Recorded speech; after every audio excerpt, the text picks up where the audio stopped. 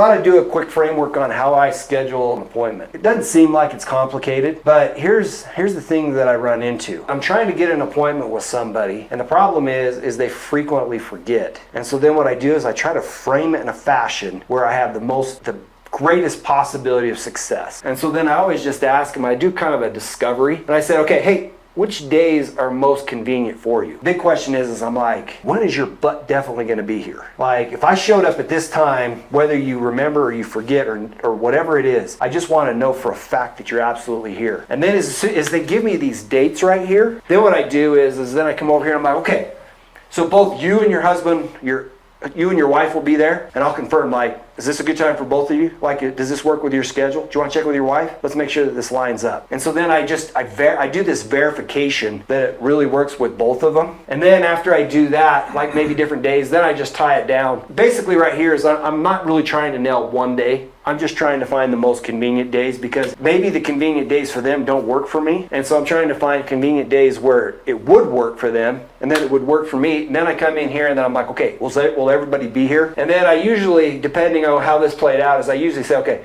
would this date at this time or this date at this time work better? And I try to tie it down. And it's kind of a trial close on how I go about doing it. But in case you were wondering how I get it, that's how I do it. Ideally, what I want to do is look at my calendar, say exactly, this is when I want to do it. Does that work for you? And then they're like, yeah. But then things pop up and then you show up and then there's nobody there. Half my sales are based on necessarily somebody forgetting, but I showed up when they're going to be there anyways.